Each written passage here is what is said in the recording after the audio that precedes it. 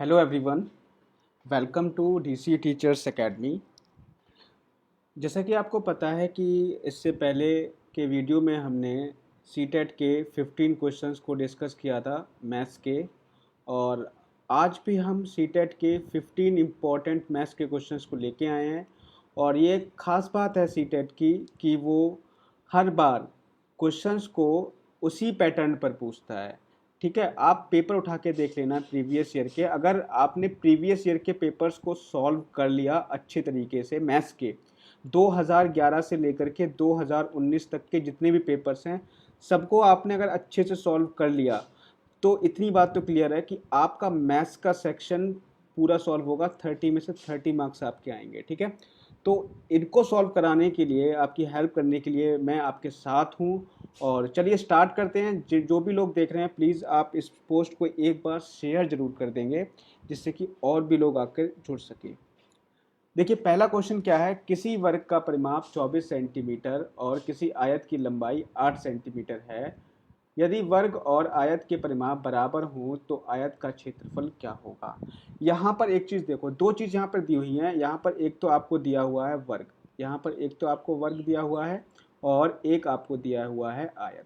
ठीक है, अब इन दोनों की एक चीज़ आपको समान दी हुई होगी। क्या समान दिया है? आपका वर्ग का परिमाप और आपका आयत का परिमाप दोनों बराबर हैं। तो वर्ग का परिमाप कितना है? 24 है। तो आयत का परिमाप भी कितना होगा? 24 होगा। ये बात तो क्लियर हो गई, क्योंकि दोनों के परिमाप कैसे हैं? बराबर हैं। अब यहाँ पर देखो कि अगर हम यहाँ पर एक चीज़ ये कह रहा है कि किसी आयत की लंबाई कितनी दे रखी है? 8 सेंटीमीटर दे रखी है। लंबाई कितनी है? 8 सेंटीमीटर। ठीक है, अब यहाँ से हम क्या निकाल लें? यहाँ से आयत का क्षेत्रफल निकालने के लिए हम क्या करेंगे? देखो, अच्छा मुझे एक बताओ कि वर्ग का क्षेत्रफल क्या होता है, वर्ग का परिमाप क्या होता है? वर्ग का परिमाप होता है 4 गुणा भुजा। वर्ग का परिमाप होगा 4 गुणा भुजा बराबर 24। 24 दिया हुआ है। भुजा कितनी आ जाएगी? यहाँ से निकालो। भुजा आ जाएगी आपकी 24/4 बराबर 6 आ गई भुजा। ठीक है, भुजा कितनी आ गई? 6 आ गई। अब यहाँ से आप वर्ग का क्षेत्रफल निकाल लो। क्षेत्रफल क्या होता है? क्योंकि देखो हमसे क्या पूछा है, हमसे ये पूछा है कि, अच्छा हमसे आयत का क्षेत्रफल पूछा है, तो वर्ग के क्षेत्रफल से फिलहाल कोई मतलब नहीं है। अगर वर्ग का पूछता तो हम वर्ग का भी बता सकते थे। 6 गुणा 6 भुजा गुणा भुजा बराबर 36 सेंटीमीटर स्क्वायर होता। अब यहाँ पे देखो हमसे पूछा किसका है? हमसे पूछा है आयत का क्षेत्रफल। आयत का क्षेत्रफल निकालने के लिए हमें दो चीज़ें चाहिए, एक तो लंबाई चाहिए और एक आपकी चौड़ाई चाहिए। लंबाई तो आपको पता है कि आपको 8 सेंटीमीटर दे रखी है, लेकिन चौड़ाई आपको नहीं पता है।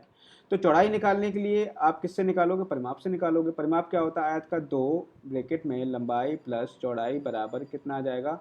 24 आ जाएगा। ये आपको परिमाप दे रखा है। यहाँ से आप 2 से इसको डिवाइड कर दोगे तो लंबाई प्लस चौड़ाई की वैल्यू कितनी आ जाएगी? आपकी 12 आ जाएगी। लंबाई कितनी दे रखी है? 8 दे रखी है। तो बी की वैल्यू यहाँ से निकाल लोगे, 12 माइनस 8 बराबर 4 सेंटीमीटर आपकी क्या आ गई? चौड़ाई आ गई। आयत का क्षेत्रफल निकाल लो, एरिया निकाल लो। एरिया बराबर क्या होता है? लंबाई गुणा चौड़ाई। लंबाई कितनी है बताओ? लंबाई आपकी है यहाँ पर कितनी? 8, और चौड़ाई कितनी है? 4। तो यहाँ से निकाल लोगे 8 चौक 32, तो 32 यहाँ पे राइट आंसर हो जाएगा। ठीक है, 32 यहाँ पे राइट आंसर हो जाएगा। इतनी बात आपको क्लियर हो गई होगी। अगर नहीं क्लियर हुई है तो आप नीचे कमेंट करके बताएं कि कहाँ पे आपको क्लियर नहीं हुआ है। फिलहाल हमने ये जो इसका क्षेत्रफल था ना वर्ग का, ये हमने एक्स्ट्रा निकाल लिया क्योंकि इसका पूछा नहीं था, तो इसकी कोई ज़रूरत नहीं पड़ेगी। अगर आपका वर्ग का पूछता तो वर्ग का भी हम निकाल देते, 36 आ जाता। आयत का हम निकाल चुके हैं, 32 है। कभी कभी क्या होता है ना, कभी कभी ऐसे प्रश्न पूछ लेता है कि आयत का क्षेत्रफल या वर्ग का क्षेत्रफल आयत के क्षेत्रफल से कितना अधिक है। अगर आपसे ये प्रश्न पूछ लेता तो आप क्या करते? 36 में से 32 घटा देते तो कितना होता अधिक? 4 सेंटीमीटर अधिक, 4 सेंटीमीटर स्क्वायर अधिक होता है। ठीक है, आगे बढ़ते हैं अगले क्वेश्चन की तरफ। संख्या 1 2 3 4 5 में 3 के स्थानीय मान और अंकित मान में क्या अंतर है? 1 2 3 4 5, इसमें 3 का स्थानीय मान। स्थानीय मान क्या होता है कि आप 3 के नीचे 3 लिख दो और 3 के आगे कितने नंबर हैं? 1 2, 2 नंबर हैं तो 2 जीरो लगा दो। ये हो गया 3 का स्थानीय मान। 3 का अंकित मान के बारे में बात करें तो अंकित मान क्या होता है? स्वयं वही संख्या होती है। 3 का अंकित मान कितना होगा? 3 ही होगा। तो 300 में से 3 घटा दोगे कितना आएगा? 297 इसका आंसर हो जाएगा। ठीक है, तो ऑप्शन नंबर सी यहाँ पे राइट आंसर होगा। ऑप्शन नंबर यहाँ पर सी राइट आंसर होगा। आगे बढ़ें। निम्नलिखित में से कौन सा सही नहीं है? निम्नलिखित में से कौन सा सही नहीं है? तो देखो यहाँ पर आप देखोगे तो 56.7 किलोग्राम बराबर है 5,670 ग्राम के। अब आप देखो 50, आप मुझे बताओ कि 1 किलोग्राम में कितने ग्राम होते हैं, आपके 1000 ग्राम होते हैं नहीं होते हैं। अगर आप किलोग्राम को जब ग्राम में बदलोगे तो 1000 से गुणा करोगे, अगर आप 56.7 की 1000 से गुणा करोगे तो आपको कितना मिलेगा, आपको मिलेगा 56700 ग्राम, ये मिलेगा आपको। लेकिन ग्राम में है यहाँ पर कितना, 5,670 ग्राम। हमारा कितना आया है, 56,700 ग्राम आया। तो यही हमारा पहला गलत हो जाएगा, और सही नहीं है पूछा था तो यही सही नहीं है। ठीक है, ये चीज़ आपको ध्यान रखना है, यही सही नहीं होगा। आगे बढ़ें। बाकी तो आपको पता है कि एक घन के 6 फलक होते हैं और 1 मिलीमीटर में 0.1 सेंटीमीटर होते हैं, ये भी पता ही होगा। और 0.10 लिख लो या 0.1 लिख लो, ये दोनों समान ही होते हैं, केवल ए गलत है। आगे बढ़ते हैं। अब देखो ये क्वेश्चन है, ये क्वेश्चन बहुत ही अच्छा क्वेश्चन है, और इसको किस तरीके से करना है मैं आपको बता रहा हूँ कि नदी में एक नाव की चाल 20 किलोमीटर प्रति घंटा है और दूसरी नाव की चाल 23 किलोमीटर प्रति घंटा है। ये दोनों नाव एक ही दिशा में एक स्थान से एक समय पर चलती हैं, तो 3.5 घंटे बाद उनके बीच की दूरी क्या होगी। सुनीता लक्ष्मीकांत त्रिपाठी 32 का सी, कुमारी सरिता जी सी, सालू जी सी, कुमारी सरिता सी, बिल्कुल सही है। चलिए इस क्वेश्चन पे आते हैं, हम इस क्वेश्चन को देखते हैं। अब यहाँ पर देखो, यहाँ पर दो नाव हैं और दोनों की दिशा सेम है। ये एक पहली नाव भी इस दिशा में जा रही है और दूसरी वाली नाव भी इस दिशा में जा रही है। अब देखो एक चीज यहाँ पे ध्यान रखना, अगर दोनों नाव एक ही दिशा में जा रही हैं तो उनकी चालें क्या हो जाएंगी, घट जाएंगी। चालें क्या होती हैं, घट जाती है। सापेक्ष चाल जो होती है वो घट के निकलती है, रिलेटिव चाल जो होती है। अब जैसे मान लो फॉर एग्जाम्पल, ये मान के चलो कि एक लड़का है कि वो मतलब इस दिशा में जा रहा है 20 मीटर प्रति सेकंड की स्पीड से, और उसका दोस्त भी इसी दिशा में जा रहा है 30 मीटर प्रति सेकंड की स्पीड से। तो हम यहाँ पर देखें कि इन दोनों की सापेक्ष गति क्या होगी। तो अगर एक ही दिशा में जा रहे हैं तो दोनों की घट जाएगी, 30 में से 20 घटाओगे तो कितनी आएगी, 10 मीटर प्रति सेकंड की गति होगी सापेक्ष गति। सापेक्ष गति क्या होती है, जो ज़्यादा स्पीड वाला जो लड़का होगा वो कम स्पीड वाले से कितनी गति से आगे बढ़ेगा, 10 मीटर प्रति सेकंड की गति से आगे बढ़ेगा। अब यहाँ पे हमें यही करना है। यहाँ पे करना क्या है, यहाँ पे देखो एक नाव की चाल कितनी है, 20 है, और दूसरी की कितनी है, 23 है। दोनों की सापेक्ष गति निकाल लो, कितनी आ जाएगी, यहाँ से आ जाएगी 23 में से आप घटा दोगे 20, कितनी आ जाएगी सापेक्ष गति, 3 किलोमीटर प्रति घंटा आ जाएगी। इतनी गति आ गई, ये आ गई सापेक्ष गति। ठीक है, अब यहाँ पर देखो समय कितना लग रहा है। समय आपका लग रहा है, यहाँ पर बता रहे हैं 3.5 घंटे। 3.5 का मतलब होता है 3.5 घंटे, 3.5 घंटे समय लग रहा है। कह रहा है कि दूरी कितनी होगी। दूरी बराबर क्या होता है, दूरी बराबर होता है चाल गुणा समय। चाल कितनी है, 3 किलोमीटर प्रति घंटा, समय कितना है 3.5। तो यहाँ से कर दोगे 3 पंजे 15 का 5, हासिल 1, 3 तिया 9, 1 10, 10.5 किलोमीटर इसका आंसर आ जाएगा। देखो कुछ नहीं करना है आपको, करना क्या है, बस आपको यहाँ से इन दोनों से क्या कर लेनी है, सापेक्ष चाल निकाल लेनी है। यहाँ से और यहाँ से सापेक्ष चाल निकाल लोगे तो 20, यहाँ पे एक नाव की चाल है, दूसरी नाव की चाल कितनी है, 23 है।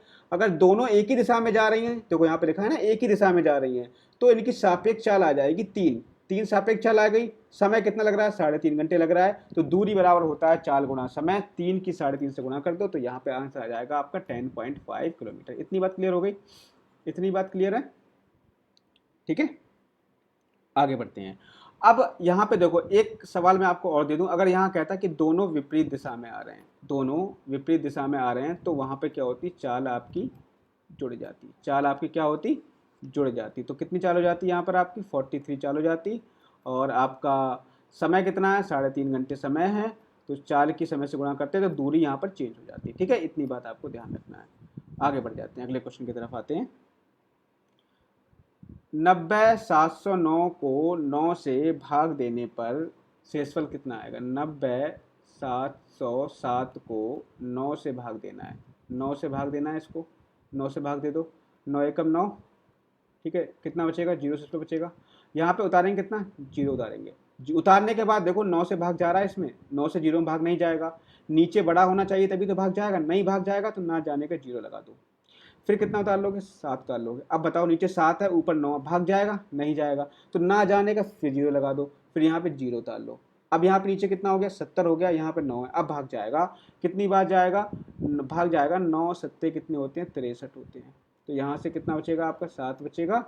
ठीक है, 7 को फिर उतार लो। अब कितनी बार जाएगा, 9 अट्ठे 72, 9 अट्ठे 72। यहाँ से कितना शेषफल आ जाएगा, 5 यहाँ पे शेषफल आ जाएगा। तो यहाँ पे शेष कितना बचेगा, शेष बचेगा यहाँ पर 5। तो ऑप्शन नंबर बी यहाँ पे करेक्ट होगा। ठीक है, ऑप्शन नंबर बी करेक्ट होगा। आगे बढ़ते हैं, अगले क्वेश्चन की तरफ आते हैं।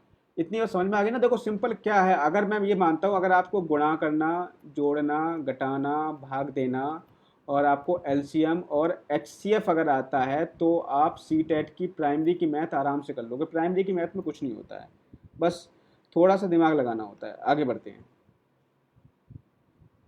यहाँ पे देखो इस सवाल को समझना, इस सवाल को समझना कि एक ताज़ा मछली को सुखाने पर उसका भार 1/3 रह जाता है। सुनीता 1500 किलोग्राम ताज़ा मछली 25 रुपये प्रति किलोग्राम के भाव से खरीदकर उसको सुखाकर 80 रुपये प्रति किलोग्राम के भाव से बेच देती है। इस प्रकार वह कितना कमाती है, इस प्रकार वह कितना कमाती है। ठीक है, तो यहाँ पर देखो मैं आपको बता रहा हूँ किस तरीके से करना है आपको। यहाँ पर आप देखो, आप मुझे बताओ कि जब आप मछली की दो यहाँ पर चीज़ें हैं कि मछली जब खरीदी जाती है समुद्र स्थल से तो वो गीली होती है, गीली होती है तो उसका भार क्या होगा, अधिक होगा। ऑब्वियस सी बात है, जब समुद्र स्थल से खरीदी जाएगी तो वो मछली कैसी होगी, तो वो मछली आपकी गीली होगी तो उसका भार कैसा होगा, उसका भार आपका ज़्यादा होगा। इतनी बात ध्यान रखना। ठीक है, अब यहाँ पर देखो, जब मछली को सुखाओगे आप तो उसका भार क्या होगा, कम होगा। ऑब्वियस सी बात है, कम होगा ना, होगा। ठीक है, अब यही चीज़ यहाँ पर समझो कि एक मछली को सुखाने पर उसका भार 1/3 रह जाता है। सुनीता 1500 किलोग्राम ताज़ा मछली खरीदती है। ताज़ा मछली मतलब गीली मछली है। तो सुनीता ने कितनी रुपए की मछली, कितनी मछली खरीदी, मछली खरीदी उसने 1500 मछली, 1500 किलोग्राम मछली खरीदी। किस रुपए के भाव से, 25 रुपये प्रति किलोग्राम के भाव से खरीदी। अगर मान लो कि मछली का भाव 25 रुपये प्रति किलोग्राम है और आपने 3 किलोग्राम मछली खरीदी तो कितने की होगी, 75 की। लेकिन यहाँ पर मछली कितनी खरीदी जा रही है, यहाँ पर 1500 मछली खरीदी जा रही है। किस रुपए के भाव से, 25 रुपये के भाव से। तो यहाँ पर खरीदने उसको कितने की मतलब मछली कितने की पड़ी, मतलब उसने जो ताज़ा मछली खरीदी तो कितने रुपए उसके खर्च हुए। तो इसकी गुणा करोगे तो आ जाएगा 37,500 रुपये उसके खर्च हुए। कितने खर्च हुए, 37,500 रुपये खर्च हुए। ठीक है, अब क्या होगा, अब उसने इन मछलियों को सुखाया, सुखाया तो भार कितना रह जाता है, 1/3 भार रह जाता है सुखाने पे। सुखाने के बाद अब देखो यहाँ पे भार कितना रह जाएगा, तो भार पहले कितनी थी ताज़ा मछली, 1500 किलोग्राम थी। सुखा दिया, सुखाने पे भार रह गया 1/3, तो भाग दे दो कितना आ जाएगा, 500 किलोग्राम। कितना रह गया, 500 किलोग्राम उनका भार रह गया। अब वो मछली बची है 500 किलोग्राम की। लेकिन उसने क्या किया, लाभ कमाने के लिए उसका भाव बढ़ा दिया। पहले उसने 25 रुपये में खरीदी थी, अब उसने सुखाने के बाद उसको कितने में बेचा, 80 रुपये प्रति किलोग्राम के भाव से बेचा। अब यहाँ पर जो बेचेगी, जो बेचने वाला मूल्य होगा, विक्रय मूल्य होगा, वो कितना होगा, 500 किलोग्राम मछली है और 80 रुपये के भाव से बेची जा रही है। तो कितनी आ जाएगी, कितने रुपए की बिकेंगी वो आपकी, बिकेंगी 40,000 रुपये की मछली वो बिकेगी। कितने की बिकेंगी, 40,000 रुपये की। अब मुझे बताओ खरीदी उसने कितने रुपए की थी, 37,500 की खरीदी थी, 40,000 रुपये में बिकी तो उसने कितने रुपए कमाए, मतलब कितना लाभ हुआ उसको। तो आप क्या करोगे, सिंपल सी बात है सर, 40,000 रुपये में से क्या करेंगे हम, 37,500 घटा देंगे। घटा दो 37,500। ठीक है, एक मिनट, क्या करोगे आप, 37,500 यहाँ पर घटा दोगे। तो घटाओगे, सॉरी फिर से एक जीरो लग गया, एक मिनट, हाँ, 37,500 घटा दोगे तो कितना बचेगा, तो जब घटाओगे तो आपका बचेगा 2500 रुपये। कितना बचेगा, 2500 रुपये बचेगा। यही आपका आंसर हो जाएगा, ऑप्शन नंबर ए यहाँ पर राइट आंसर हो जाएगा। अगर किसी को कुछ पूछना है तो आप जल्दी से कमेंट करके पूछिए कि कहाँ पर आपको समझ में नहीं आया। जल्दी से कमेंट करके पूछिए कहाँ पर आपको समझ में नहीं आया। किसी को भी अगर पूछना है तो जल्दी से पूछिए, फास्ट कमेंट। जिसको भी अगर कहीं पर भी क्लियर नहीं हुआ है तो वो हमें जल्दी से बताए कि कहाँ पर उसको समझ में नहीं आया, जल्दी से बताए। वेट कर रहा हूँ मैं, फिर मैं आगे बढ़ता हूँ। सुनीता जी बिल्कुल सही है, कुमारी सरिता जी ए ऑप्शन बिल्कुल सही है, बिल्कुल सही है। जिसको भी समझ में नहीं आया जल्दी बताइए।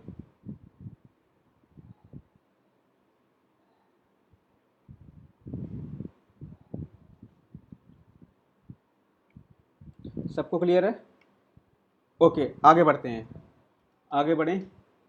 देखो निम्न प्रतिरूप को देखिए, निम्न प्रतिरूप को देखिए। यहाँ पर देखो, यहाँ पर एक पैटर्न फॉलो हो रहा है, एक पैटर्न फॉलो कर रहे हैं यहाँ पर। देखो यहाँ पर कितने नंबर है, देखो यहाँ पर एक संख्या कितनी है, संख्या यहाँ पे एक डिजिट है, हालांकि 9 लिखा हुआ है लेकिन डिजिट यहाँ पे कितनी है, एक है। तो यहाँ पे कितना आ रहा है, एक आ रहा है। यहाँ पे डिजिट कितनी है, एक और दो, तो यहाँ पे कितने आ रहे हैं, एक दो, एक के बाद दो, दो डिजिट आ गई यहाँ पे। यहाँ पे कितनी डिजिट है, एक दो तीन, तो यहाँ पर भी आएगा आपका एक दो तीन। यहाँ पे कितनी डिजिट है, एक दो तीन चार, यहाँ पे भी कितना है, एक दो तीन चार। यहाँ पे कितनी डिजिट है, एक दो तीन चार पाँच छः, तो यहाँ पर भी होगा एक दो तीन चार पाँच छः। तो ये आपका आंसर हो जाएगा, ये आपका आंसर हो जाएगा एक दो तीन चार पाँच छः। तो ऑप्शन नंबर बी यहाँ पर राइट आंसर हो जाएगा। आगे बढ़ जाते हैं अपने अगले सवाल की तरफ। कितना आपको क्लियर हो गया होगा, आगे बढ़ें। अगला देखिए, एक बोतल में 750 ml जूस भरा जाता है। एक बोतल है जिसमें 750 मिलीलीटर जूस भरा जाता है, ठीक है, और ऐसी 6 बोतलों को एक कार्टून में पैक कर दिया जाता है। एक बोतल है, एक बोतल यहाँ पर है जिसमें कितना आता है जूस, 750 ml जूस आता है, ठीक है, 750 ml जूस आता है। अब ऐसी 6 बोतलों को एक कार्टून में पैक किया जाता है। एक कार्टून है, यहाँ पर ऐसी 6 बोतलें, एक दो तीन चार पाँच छः। तो एक कार्टून में ये बताओ कितना जूस आएगा भाई, 6 बोतलों के बराबर एक कार्टून में जूस आएगा। तो एक बोतल में कितना आ रहा है, 750 ml आ रहा है, 6 बोतल में कितना आएगा, तो गुणा कर लोगे, 750 की 6 से गुणा कर लो सर, कितना आएगा आप यहाँ से निकाल सकते हो। तो यहाँ से आ जाएगा, आप एक गुणा मत करो, आप ना ऐसे लिख दो यहाँ पर डायरेक्टली, 750 गुणा 6, इतना जो है मिलीलीटर, इतना ml जूस आएगा एक कार्टून में। एक कार्टून में 750 गुणा 6, हमने गुणा नहीं की, इतना हमने ऐसे लिख दिया। गुणा क्यों नहीं की, क्योंकि ये हमारी कैलकुलेशन को आगे आसान करेगा।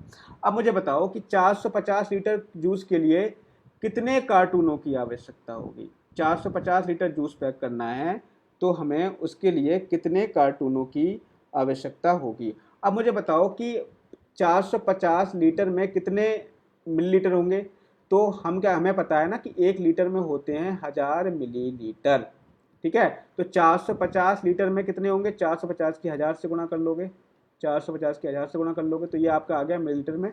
इसके अलावा आप देखो, अब एक कार्टून में कितना जूस आ रहा है, एक कार्टून में कितना जूस आ रहा है आपका, 750 गुणा 6 मिलीलीटर जूस आ रहा है। तो एक कार्टून में 750 गुणा 6 मिलीलीटर जूस आता है, तो इससे भाग दे दोगे। देखो आप मुझे बताओ, जैसे फॉर एग्जांपल मैं आपसे कहूँ कि एक कार्टून में 10 लीटर जूस आता है, एक कार्टून में 10 लीटर जूस आता है। तो मुझे ये बताओ कि 50 लीटर जूस को पैक करने के लिए कितने कार्टून की आवश्यकता होगी। तो आप क्या करोगे सर, 50 को सीधे 10 से भाग दे दोगे सर, 5 कार्टूनों की आवश्यकता होगी। इतनी बात आपको समझ में आ रही है, नहीं आ रही है, इतनी बात आपको समझ में आ रही है ना, कि मान लीजिए कि एक कार्टून में 10 लीटर जूस आता है और हमारे पास मान लीजिए कि 80 लीटर जूस है, उसको 80 लीटर जूस को पैक करने के लिए कितने कार्टूनों की आवश्यकता होगी। तो आप क्या करोगे, आप कहोगे सर 8 कार्टूनों की आवश्यकता होगी। कैसे निकाला, 80 को जितना जूस था उसको एक कार्टून में कितना जूस आता है उससे हमने क्या कर दिया, भाग दे दिया। तो यहां से कितना आ जाएगा, 8। ऐसे हमने यहाँ पे किया है। हमें 450 लीटर जूस पैक करना है, तो 450 लीटर को हमने पहले बदल दिया, किसमें, मिलीलीटर में बदल दिया। क्यों बदला, क्योंकि हमारे पास जो जूस आया है वो मिलीलीटर में है। तो हम देखो हमारे पास कितना जूस है, 450 गुणा 1000 मिलीलीटर जूस हमें पैक करना है, और एक में कितना आता है, एक कार्टून में आता है 750 गुणा 6। तो इससे काट दो, 0 0 काट दोगे, ठीक है। आप यहाँ पे काट दो आप 15 से, 15 तियाँ 45, 15 पंजे होते हैं 75, ठीक है। 3 से काट दोगे, 3 एकम 3, 3 दूनी 6, 5 से काटोगे इसको, 5 दूनी 10, ऊपर आएगा 200, और 2 से काटोगे तो यहाँ पे आ जाएगा 100, ठीक है। तो इसका जो आंसर आ जाएगा वो आपका 100 आंसर आ जाएगा। कितना आंसर आ जाएगा यहाँ पर, इसका आंसर 100 आ जाएगा। अब बताओ कहीं पर किसी को कोई दिक्कत है।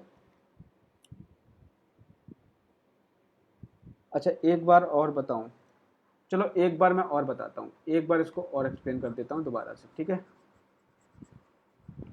एक बार मैं इसको और एक्सप्लेन कर देता हूँ। यहाँ पर देखो, एक बोतल में कितना जूस आ रहा है, एक बोतल में आ रहा है आपका, ये मान लो बोतल है, इसमें आ रहा है 750 ml जूस, एक बोतल में 750 ml जूस आता है। अब है क्या, एक कार्टून होता है, एक कार्टून, कार्टून तो आप जानते हो ना, बड़ा सा कार्टून होता है। इस कार्टून में 6 बोतलें आती हैं, 1 2 3 4 5 6। इस कार्टून में 6 बोतलें पैक होती हैं। अब मुझे बताओ कि एक कार्टून में कितना जूस पैक होगा, एक कार्टून में जूस कितना पैक होगा। एक बोतल में 750 ml जूस पैक होता है, और एक कार्टून में 6 बोतलें आ जाती हैं, तो एक कार्टून में कितना जूस पैक होगा। तो आप सीधे क्या करोगे, 750, एक बोतल में होता है 750, तो एक कार्टून में 6 बोतलें हैं तो 6 से गुणा कर लोगे। चलो आप एक काम करो, इनकी पूरी पूरी गुणा कर लेते हैं हम। चलो ठीक है, एक बार गुणा करके दिखा देते हैं। 6 की 0 से गुणा करोगे 0 आएगा, 6 पंजे 30 का 0 हाथ लगेगा 3, 6 सत्ते 42, 42 और 3 कितने होते हैं 45। मतलब 4500 ml जूस पैक हुआ। और 4500 ml का मतलब क्या है, अगर इसको आप लीटर में बदलोगे तो 1000 से भाग दे दोगे, तो 4.5 लीटर जूस पैक होगा एक कार्टून में। एक कार्टून में 4.5 लीटर जूस पैक होगा। ठीक है, इतनी बात क्लियर है। 4500 को मैंने 4.5 क्यों लिख दिया, क्योंकि 4500 था मिलीलीटर में, और मिलीलीटर को जब आप बदलते हो किस में, लीटर में, तो 1000 से भाग करते हो। 1000 से जब भाग करोगे तो कितना आ जाएगा, 4.5 लीटर जूस आ जाएगा एक कार्टून में। एक कार्टून में 4.5 लीटर जूस आ जाएगा। अब समझो, अब आपको पैक कितना करना है, आपको पैक करना है 450 लीटर जूस। इसके लिए कितने कार्टूनों की आवश्यकता होगी। अब देखो मैं आपको एक मोटा मोटा पहले बता दूं, मोटी मोटी चीज बता देता हूं। जैसे मान लीजिए कि आपके पास एक कार्टून है, उस कार्टून में मान लीजिए कि आपका 20 लीटर जूस पैक हो जाता है। कितने लीटर, 20 लीटर जूस। एक कार्टून में 20 लीटर जूस पैक होता है। आपके पास 100 लीटर जूस है, आपके पास 100 लीटर जूस है, आपकी दुकान है। फॉर एग्जांपल मान लीजिए कि आप जूस को सप्लाई करते हो। आपको पता है कि एक कार्टून में 20 लीटर जूस आता है, तो 100 लीटर जूस को पैक करने के लिए आपके पास कितने कार्टून होने चाहिए। तो आप कहोगे सर 5 होने चाहिए। कैसे होने चाहिए 5, कि आप क्या करोगे, 100 को 20 से भाग दे दोगे। मतलब आपको 100 पैक करना है, और एक कार्टून में कितना आता है, 20 आता है, तो 100 को 20 से भाग दोगे, आपका आंसर आएगा 5। ऐसे आया 5। ठीक है, ऐसे 5 आ गया। मतलब आपने क्या किया, आपके पास जूस कितना था, 100 लीटर पैक करना था, और एक कार्टून में कितना आ रहा था, एक कार्टून में 20 लीटर जूस पैक होता था। तो 100 लीटर जूस को पैक करने के लिए आपको 5 की आवश्यकता होगी, 5 कार्टून की आवश्यकता होगी। कैसे निकाला, 100 को 20 से भाग दे दिया। अब यहां पर देखो, अब यहां पर देखो कि आपको पैक कितना करना है। आपको पैक करना है सर 450 लीटर जूस। अब देखो हमें इसको ना मिलीलीटर में बदलने की आवश्यकता नहीं होगी। क्यों, क्योंकि हमने इसको इसको हमने लीटर में बदल लिया। अब हमें बदलने की आवश्यकता नहीं है किसी को, कि दोनों लीटर में आ गए ना, इसीलिए हम इसको नहीं बदलेंगे। हमारे पास जूस कितना पैक करने के लिए, 450 लीटर जूस पैक करना है। एक कार्टून में कितना आ रहा है, एक कार्टून में आ रहा है सर 4.5, तो 4.5 से डिवाइड कर दो। पॉइंट हटा करके 0 बढ़ा लोगे, 45 से भाग दे दोगे, 45 से कम 45, तो आ जाएगा यहाँ से भी आपका 100 आंसर। चाहे आप पहले वाले से कर लो, चाहे आप बाद वाले से कर लो, आपका आंसर सेम आएगा। आपका आंसर जो आएगा वो सेम आएगा। ठीक है, इतनी बात आपको क्लियर है, तो मैं अब आगे बढ़ूँ। इतनी बात आपको क्लियर है तो अब आगे बढ़ूँ। सभी लोग एक बार कमेंट कर दें, कमेंट करके बता दें, एक बार कमेंट करके बताएं, बताएं कमेंट करके।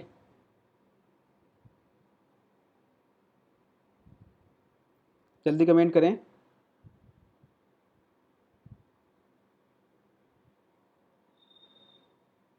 एक बार कमेंट करें। क्लियर है, आगे बढ़ूं। चलिए आगे बढ़ जाता हूं। आई होप कि क्लियर हो गया होगा। आगे बढ़ते हैं।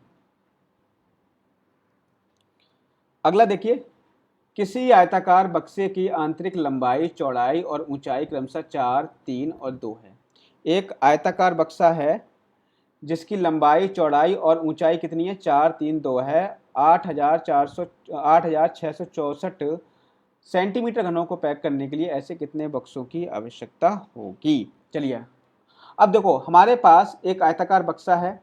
तो आयताकार बक्से में, आयताकार बक्सा इस टाइप का होता है, आपने देखा होगा ना। बक्सा, बक्से में क्या होती है, बक्से में आपकी लंबाई होगी, चौड़ाई होगी और ऊंचाई भी कुछ ना कुछ होती है। ठीक है, तो इसकी ये होगी लंबाई, सामने वाली कितनी है, 4 लंबाई है, 3 आपकी क्या है, 3 आपकी चौड़ाई हो गई, और ये वाली हो जाती है ऊंचाई, 2 आपकी ऊंचाई हो गई।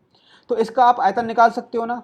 ये क्या है, आयताकार बक्सा है, आयतन होता है इसका लंबाई गुणा चौड़ाई गुणा ऊंचाई। इसको हम घनाभ भी कह सकते हैं। घनाभ, घनाभाकार होता है जिसमें 3 विमाएं हों, लंबाई भी हो, चौड़ाई भी हो, ऊंचाई भी हो, उसको हम घनाभ कहते हैं। तो लंबाई कितनी है 4 है, चौड़ाई कितनी है 3 है, ऊंचाई कितनी है 2 है। तो यहाँ से इसका आयतन निकाल लोगे, 4 तियाँ 12 दूनी 24 सेंटीमीटर क्यूब, या हम इसको लिख सकते हैं 24 सेंटीमीटर क्यूब लिख लो, या इसको आप लिख सकते हो 24 घन सेंटीमीटर, घन सेंटीमीटर। ठीक है, 24 घन सेंटीमीटर इसका क्या आ गया, आयतन आ गया, किसका, आयताकार बक्से का। मतलब यह है 24 घन सेंटीमीटर का मतलब यह हुआ कि एक बक्सा है जिसमें कितने घन पैक हो सकते हैं, जिसमें आपके 24 घन पैक हो सकते हैं। इतनी बात क्लियर है कि एक बक्सा है 24 घन सेंटीमीटर आयतन का मतलब यह हुआ कि एक बक्सा ऐसा है कि जिसमें 24 घन पैक हो सकते हैं। आपको कितने घन पैक करने हैं सर, 8664 घन पैक करने हैं। ठीक है, अब आपको मैं फिर से एक बेसिक समझाता हूं। बेसिक ये है कि फॉर एग्जांपल मान लीजिए कि आपके पास एक बक्सा है जिसमें आपके 20 घन पैक हो सकते हैं, और आपको सर मोटा मोटा बता रहा हूं, आपको क्या करना है 100 घन पैक करने हैं। ठीक है, एक बक्से में 20 घन पैक हो सकते हैं, आपको 100 घन पैक करने हैं। तो आप बताइए कि आपको कितने बक्सों की आवश्यकता होगी, तो आप सीधे सीधे कह दोगे सर 5 बक्सों की आवश्यकता होगी। या फिर एक एग्जांपल हम और ले लेते हैं कि मान लीजिए कि आपके पास एक बक्सा है जिसमें आपके फॉर एग्जाम्पल 20 को हटा देते हैं और कुछ और ले लेते हैं, फॉर एग्जाम्पल आपके इसमें आप 15 घन पैक हो सकते हैं। तो मैं आपसे कहूं कि सर आपको 75 घन पैक करने हैं, तो 75 घन पैक करने के लिए कितने घनों की आवश्यकता होगी, तो आप क्या करोगे 75 को 15 से भाग दे दोगे, 15 पंजे 75। ठीक है, ऐसे ही आप देखो आपके पास एक बक्सा है, एक बक्से में आपके 24 घन पैक हो सकते हैं, तो आपको इतने घन पैक करने हैं। तो आप सीधे क्या करोगे 8664 को किससे भाग दे दोगे, आप सीधे भाग दे दोगे 24 से। किससे भाग दे दोगे, 24 से। 24 से भाग दे दो, कितना आ जाएगा, 24 तियाँ कितने होते हैं 72 होते हैं, 6 में से 2 गए 4, 8 में 7 गए 1 बचा, 6 ताल लो। अब देखो फिर कितनी बार जाएगा, अब जाएगा ये 9 बार, ये आएगा 6 बार, 6 चौक 24 का 4 हासिल 2, 6 दूनी 12 और 2 14। ठीक है, कितना बचेगा 2, 4 उतर आएगा, 24 एकम 24, तो आपका यहाँ से हट जाएगा, तो 361 घन आ जाएंगे। तो ऑप्शन नंबर बी सही होगा। इतनी बात क्लियर है आपको, बताओ इतनी बात क्लियर है। शालू जी का बिल्कुल सही आंसर है, कुमारी सरिता जी का भी बिल्कुल सही आंसर है, आरव वर्मा जी नहीं, 351 नहीं होगा 361 होगा। ठीक है, बिल्कुल।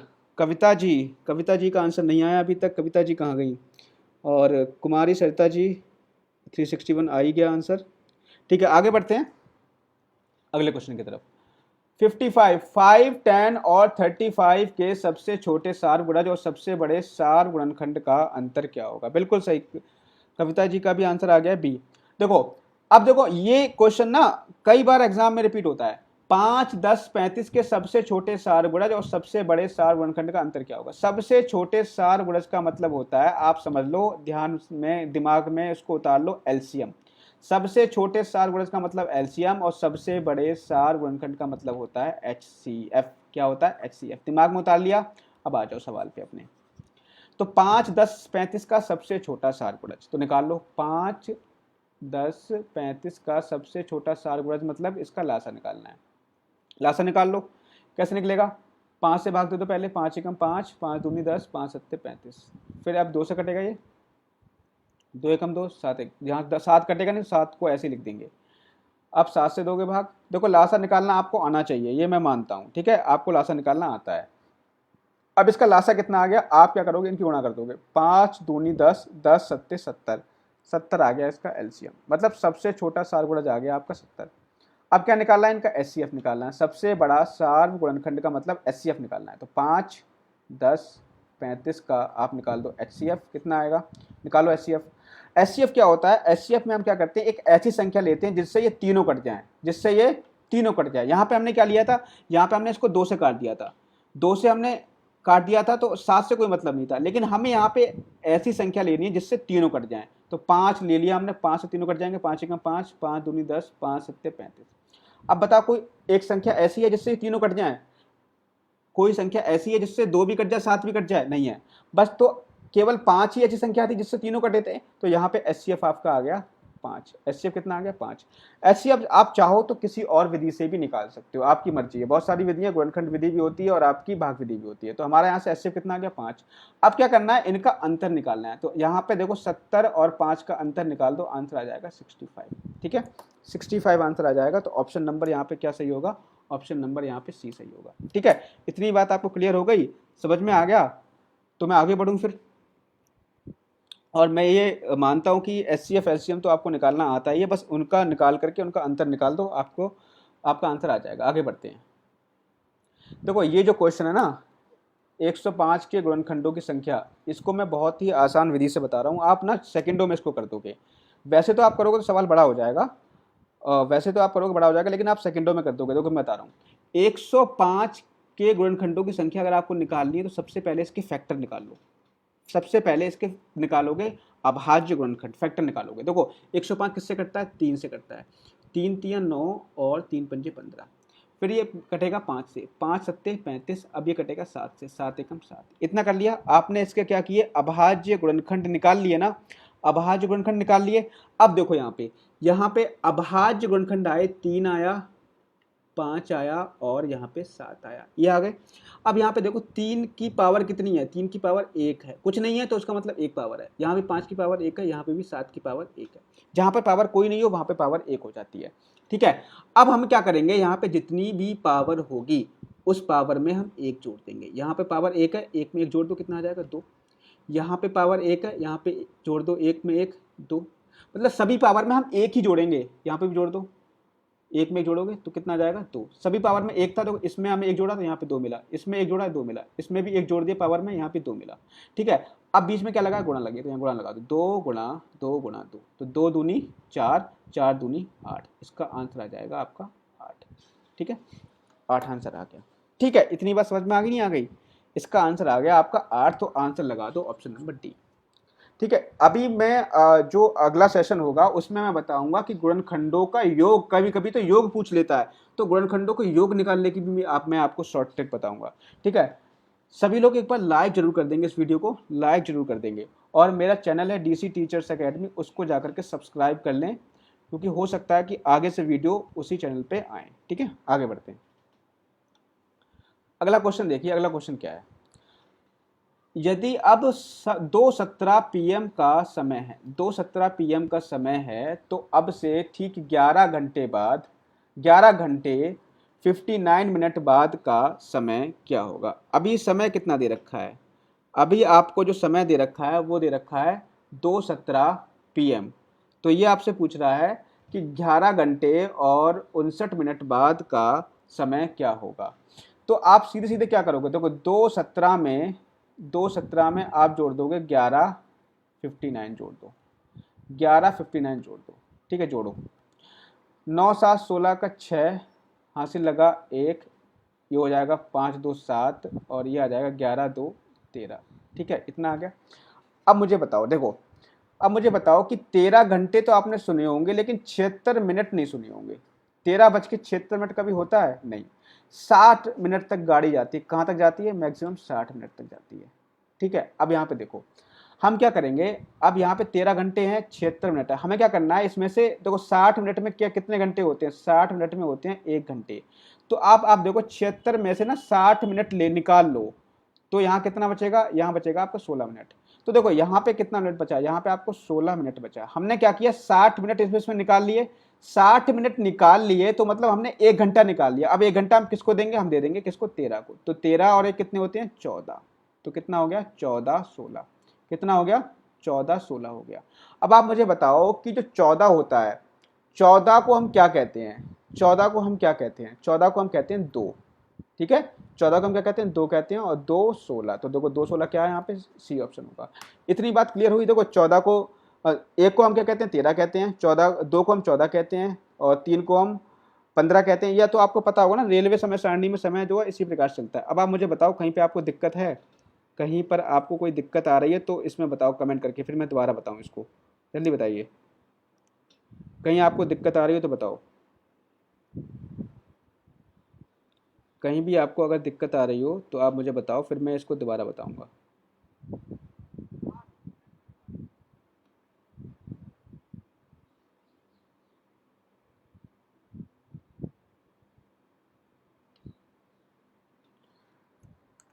आई होप कि क्लियर होगा आपको। चलो अब हम आगे बढ़ते हैं, ठीक है। आगे बढ़ते हैं, आ जाओ फिर आगे बढ़ते हैं हम। 3.5 समकोणों में, 3.5 समकोणों में डिग्रियों की संख्या कितनी होगी? तो 3.5 समकोण, देखो एक समकोण बराबर किसके होता है, एक समकोण बराबर होता है 90 डिग्री के, इतना पता है, ठीक है। अब 3.5 समकोण है तो 3.5 समकोण को तोड़ के लिख लो। 3.5 का मतलब होता है 3 समकोण पूरे, 3 समकोण तो पूरे होंगे प्लस एक होगा इसमें आधा समकोण। बहुत ही आसान भाषा में समझा रहा हूं मैं आपको, ठीक है। तो 3 समकोण पूरे, तो एक समकोण में है 90 डिग्री, तो 3 समकोण में कितने डिग्री होंगे, तो 3 गुणा 90। इतनी बात क्लियर है। एक समकोण में 90 डिग्री, तो 3 समकोण में होंगे 3 गुणा 90 प्लस आधे समकोण में कितने होंगे, तो एक समकोण में जब आपको बताओ 90 हैं तो आधे में कितने होंगे, 45 होंगे, नहीं होंगे।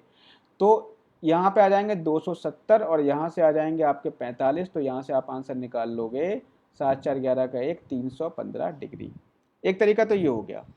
इसके अलावा दूसरा तरीका यह है कि 3.5 समकोण का मतलब है 3.5 यहाँ लिख लो, और एक समकोण में होते हैं 90 डिग्री, तो 3.5 की 90 से गुणा कर दो, तो इससे भी डायरेक्टली आप आंसर निकाल सकते हो। 9 पंजे 45 का 5, यहाँ से लगेगा 4, 9 तिया 27 और 4 31, तो यहाँ से भी आ जाएगा 315 डिग्री। कैसे भी आप निकाल लो, ठीक है, कैसे भी आप निकाल सकते हो। पूनम गर्ग 65 कहाँ से लेके आ रहे हो आप, डी इसका राइट आंसर होगा, ठीक है। आगे बढ़ जाएं, चलिए आगे बढ़ते हैं। कैसे भी निकाल सकते हो, आपकी मर्जी। 11 इकाइयाँ, 11 दहाइयाँ और 11 सैकड़े किसके बराबर हैं। देखो 11 इकाइयाँ, 11 इकाइयाँ का मतलब 11 लिख लो, गुणा इकाइयाँ का मतलब होता है एक, एक लिख लो, प्लस देखो यहाँ प्लस लगा है तो हमने यहाँ प्लस लगा दिया। 11 दहाइयाँ, 11 गुणा दहाइयाँ का मतलब क्या होता है 10 लिख लो, यहाँ कितना क्या लगा, यहाँ प्लस लगा तो यहाँ प्लस लगा दो। 11 सैकड़े, 11 गुणा सैकड़े का मतलब क्या होता है 100, ठीक है, इतना हमने कर लिया।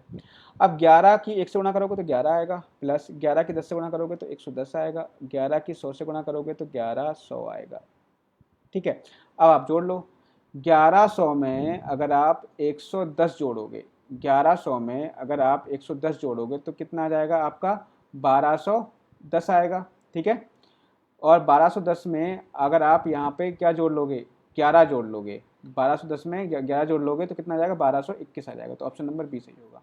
आपको जोड़ना ही तो है, तो जोड़ लो 0, और यहाँ से आपका बचेगा एक, और एक यहाँ पे, सॉरी 0 नहीं, यहाँ पे आएगा 1, ठीक है। इस तरह के जोड़ लो, तो 1100 और यहाँ पे 110 और यहाँ पे 11, ऐसे जोड़ लो, 1 बचेगा, 2 बचेगा, 2 बचेगा, 1 बचेगा, ठीक है। यहाँ पे 1221 आंसर आ जाएगा, ऑप्शन नंबर बी सही होगा, ठीक है।